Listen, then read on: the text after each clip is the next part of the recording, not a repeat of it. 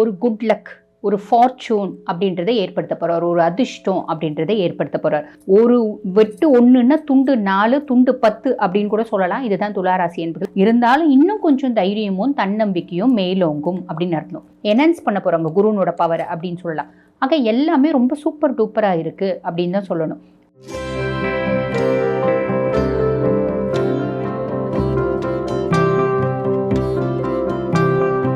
துளாராசி அன்பர்கள், உங்களுக்கு இந்த குரு பயிற்சி எப்படி இருக்கு அப்படின்னா, மிதுனம் உங்களுக்கு 9ஆம் பாவம். அப்ப குரு பகவான் அங்க வந்து உட்கார்றதுனால இந்த குருவை என்ன சொல்றாங்க அப்படின்னா பாக்கிய குரு அப்படின்னு சொல்றாங்க.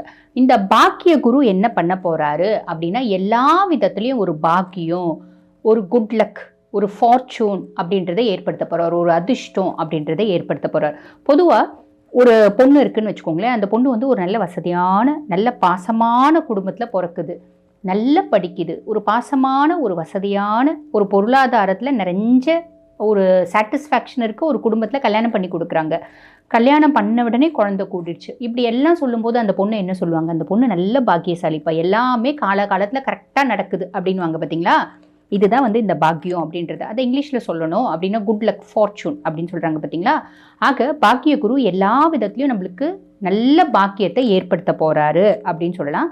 பொதுவாக வந்து பாருங்க, இந்த சனி பயிற்சியானா இருக்கட்டும், குரு பயிற்சியானா இருக்கட்டும், ராகு கேது பயிற்சியானா இருக்கட்டும், ரொம்ப சூப்பர் டூப்பராக இருக்கிறது ஃபர்ஸ்ட் ரிஷபத்துக்கு, 2வது துளாராசி அன்பர்கள் உங்களுக்கு தான் சொல்லணும்.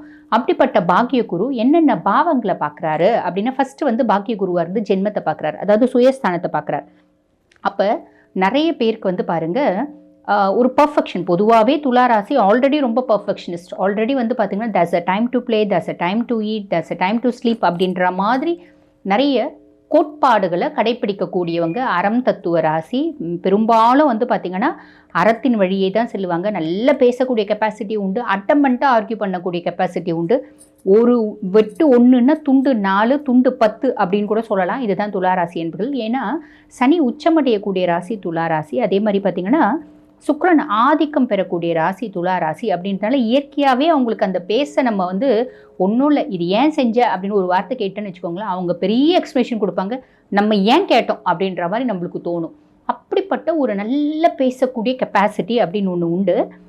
இயற்கையாகவே நிறைய நற்குணங்கள் இருந்தாலும் குரு சுயஸ்தானத்தை பார்க்கறதுனால இன்னும் நிறைய நற்குணங்கள். பெருசாக வந்து அடமெண்ட்டாக ஆர்கியூ பண்ண மாட்டாங்க, கொஞ்சம் ஓகே அப்படின்னு அமைதி ஆகிறதுக்கு நிறைய வாய்ப்பு உண்டு அப்படின்னு சொல்லலாம்.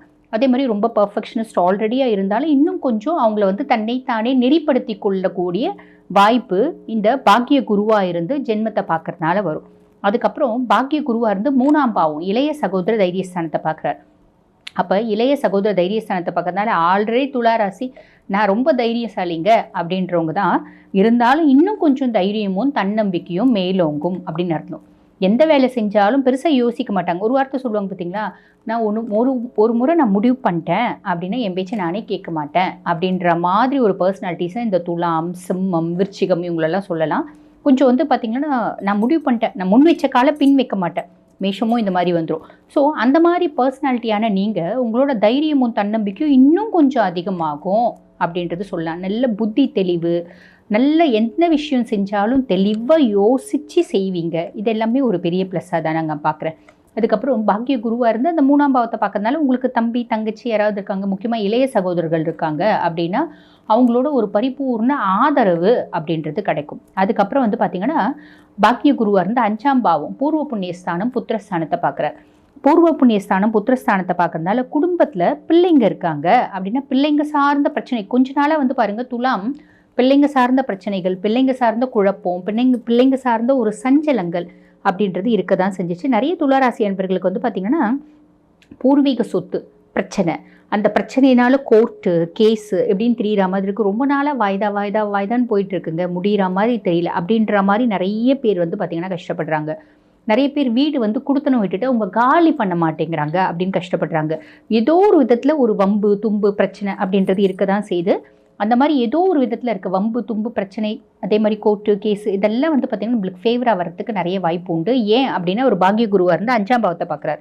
இந்த 5ஆம் பாவம் பூர்வ ஜென்மங்களில் நம்ம என்னென்னலாம் நல்லது செஞ்சோம் அதனோட பிரதிபலன்களை அனுபவிக்கக்கூடிய பாவம் அப்படின்றதுனால பூர்வ ஜென்மத்தில் நம்ம செஞ்ச ப்ளஸ்ஸுக்கு வந்து பார்த்திங்கன்னா இப்போ ப்ளஸ் அப்படின்றது வரும். புரியுதுங்களா? ஆக பாக்கிய குரு நிறைய நல்லதை செய்ய போகிறார். அதுக்கும் மேலே ரோகசனியும் நிறைய நல்லது செய்வார். அவரும் வந்து பார்த்தீங்கன்னா 3ஆம் பாவத்தை பார்க்குறாரு. அதே மாதிரி ராகு 5ஆம் பாவத்தை பார்க்குறாரு. அது கொஞ்சம் ஒரு இம்பேக்ட் அப்படின்னு சொல்லலாம். ஆனால் குருனோட பார்வை இருக்குது, கவலைப்பட வேண்டாம். கேது 11 நிறைய பேருக்கு வந்து பாருங்கள் வெளிநாட்டு போகிறதுக்கான பிராப்தம், ஃபாரின் கரன்சிஸை கையாளக்கூடிய பிராப்தம், அதாவது குருனோட இவங்க எல்லாமே சப்போர்ட் பண்ண போகிறாங்க, என்ஹான்ஸ் பண்ண போகிறாங்க குருனோட பவரை அப்படின்னு சொல்லலாம். ஆக எல்லாமே ரொம்ப சூப்பர் டூப்பராக இருக்குது அப்படின்னு தான் சொல்லணும்.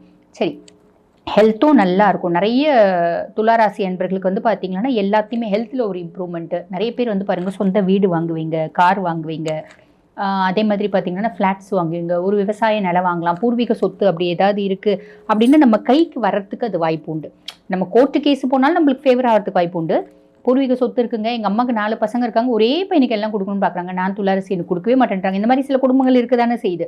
அப்பா வந்து மற்றவங்களுக்கே வந்து சப்போர்ட்டாக இருக்காரு, என்னை கண்டுக்கவே மாட்டேங்கிறாரு அப்படின்ற மாதிரி இருக்கவங்களுக்குலாம் கூட சரி அவங்களுக்கு இவ்வளோ கொடுக்குறோன்னா இவங்களுக்கு இவ்வளவாவது கொடுப்போம் அப்படின்ற மாதிரி ஒரு எண்ணம் மேலோங்கோ அது குரு பகவான் ஏற்படுத்தி கொடுப்பாரு அப்படின்னு சொல்ல. அதுக்கும் மேலே கேது 11ஆம் பாவம் இருக்கிறதுனால அவரும் ஏதோ ஒரு விதத்தில் லாபம், முக்கியமாக வந்து பார்த்திங்கன்னா வெளிநாட்டு சம்மந்தப்பட்ட ஒரு லாபம் அப்படின்றது வர்றதுக்கு நிறைய வாய்ப்பு இருக்குங்க. சரி, என்ன நல்லா இருக்குது அப்படின்னாலும் நம்ம ஏதாவது ஒரு பரிகாரம் அப்படின்றது சொல்லதானே செய்வோம். அந்த விதத்தில் இந்த குரு பயிற்சிக்கு முன்னாடியே துளாராசி அன்பர்கள் வந்து பார்த்திங்கன்னா ஒரு ஸ்தலம் போயிட்டு வர்றது ரொம்பவே நல்ல விசேஷமான பலன்களை கொடுக்கும். அது என்ன ஸ்தலம் அப்படின்னு கேட்டிங்கன்னா பிரதோஷ ஸ்தலம் அப்படிம்பாங்க. இது வந்து பாருங்கள் இந்த சுருட்டப்பள்ளி அப்படின்னு ஒரு ஊருங்க, இது பிரதோஷ ஸ்தலம் அப்படிம்பாங்க. இந்த சுருட்டப்பள்ளியில் வந்து பார்த்திங்கன்னா அங்கே ஈசன் லிங்கமூர்த்தியாகவும் இருப்பாள். ஈசன் வந்து பார்த்திங்கன்னா நம்ம எல்லாருக்கும் தெரியும் ஆழகால விஷத்தை இது பண்ணிடுவார். அதாவது மந்தார மலையை மத்தாக்கி வாசுகியை நானாக்கி பார்க்கடல் கடையப்பட்டுறது. அப்போ அந்த வாசுகி அந்த வலி தாங்காமல் அது ஆழகால விஷத்தை கக்கும். எல்லாரும் அஞ்சி நடுங்கும் போது ஈசன் தான் வந்து அந்த ஆழகால விஷத்தை குடிப்பான். இது எல்லாரும் உங்களுக்கு தெரிஞ்சிருக்கும்னு நினைக்கிறேன். அந்த மாதிரி குடிக்கும்போது அது வந்து தொண்டையை விட்டு உள்ளே இறங்காமல் இருக்கிறதுக்கு அம்பிகை கழுத்தை வந்து பார்த்திங்கன்னா இப்படி பண்ணி அம்பிகை வந்து என்ன சொல்லுவாங்க அப்படின்னா நஞ்சை அமுதாக்கினால் அன்னை அப்படிம்பாங்க. அம்பிகை இங்கே தொண்டையை இப்படியே வச்சு இப்படி தடவி கொடுப்பா, அதுக்கப்புறம் தொண்டையிலே நின்றுடும். அதனால தான் ஈசனுக்கு நீலகண்டன் அப்படின்னு பேர். அப்போ இருந்தாலும் தொண்டையிலேயே நின்றுட்டாலும் அவர் வந்து மயக்கத்தில் ஆயிடுவார். ஈசன் மயங்கிடுவார். மயங்கி கீழே வந்து பார்த்திங்கன்னா படுத்துருவார்.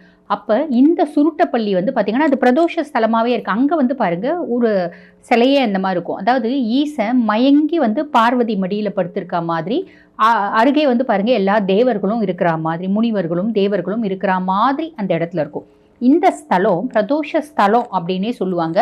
அங்கே நீங்கள் போனீங்க அப்படின்னா ஒரு மத்தியான நேரத்தில் அன்னதானமும் கொடுப்பாங்க. அதாவது பக்தர்கள் வேண்டுதல் வச்சு அந்த வேண்டுதல் நிறைவேறின பின்னாடி அன்னதானம் அப்படின்றது கொடுக்குறாங்க.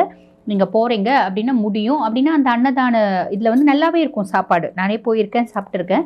அங்கே போய் உங்களால் முடிஞ்சது சேரிட்டி அப்படின்றது கொடுங்க. பொதுவாக சனி உச்சம் பெறக்கூடிய ராசி அப்படின்னால சனிக்கு எது பிடிக்கும் அப்படின்னா நல்லா உழைக்கிறவங்கள பிடிக்கும், 4 பேருக்கு தானம் தர்மம் பண்ணுறவங்கள பிடிக்கும். எங்களுக்கே 4 பேர் தானம் பண்ணுற மாதிரி இருக்குங்க எங்கள் பொழப்பு, நாங்கள் எங்கேருந்து தானம் பண்ணுறது அப்படின்னா ஒன்றும் இல்லைங்க. தானம் தர்மம்னு நம்ம கோடியே கொடுக்கணும்னு இல்லை, ஒரு 10 ரூபா கொடுக்குறோம் அப்படின்னா அதுவே ஒரு பெரிய தானம். நம்ம வசதிக்கு ஏற்ற மாதிரி நம்ம கொடுக்க வேண்டியது தான் இல்லைங்களா.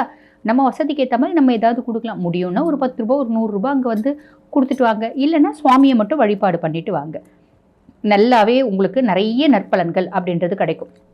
சரி, அதுக்கும் மேலே இப்போ துலாம் ஒரு வருஷம் ஃபுல்லும் நாங்கள் வந்து நல்லாவே இருக்கணும். முதல்ல சனி சூப்பராக இருக்கார், குரு நல்லா இருக்கார், ராகு வந்து 5ஆம் பாவம், அதில் குருனோட பார்வை இருக்குது, கேது சூப்பராக இருக்கார். இருந்தாலும் நாங்கள் ஏதாவது வழிபாடு பண்ணால் ரொம்ப நல்லா இருக்குமா அப்படின்னு கேட்டால் வருடம் தோறுமே நீங்கள் வாழ்க்கைக்கும் தேவையான வழிபாடு எது அப்படின்னா துலாம் அப்படின்னாலே சுக்கிரன் ஆதிக்கம் பெற்ற ஒரு ராசி அப்படின்றதால ஒன்று சுக்கிரனை வழிபாடு பண்ணலாம், இல்லை சனி பகவானை வழிபாடு பண்ணலாம், இல்லை எல்லா கிரகங்களும் ஈசனோட காலடியில், அப்போ ஈசனை வழிபாடு பண்ணலாம். புரியுதுங்களா. நம்மளால் முடியும் அப்படின்னா மாதத்துக்கு ஒரு முறை ஒரு சிவன் கோயிலை பார்த்து, அது எந்த சிவஸ்தலமானா இருக்கட்டும்ங்க, உங்கள் வீட்டு பக்கத்துலேயே இருக்க கோயிலானா கூட இருக்கட்டும், இல்லை வீட்டு பக்கத்துலேயே ஒரு சின்ன கோயில் இருக்குங்க, அதில் சின்ன லிங்கம் இருக்குது, எந்த பிரச்சனையும் இல்லை, போய் வழிபாடு பண்ணிட்டு வாங்க, நிறைய நற்பலன்கள் அப்படின்றது கிடைக்கும். வாழ்த்துக்கள்.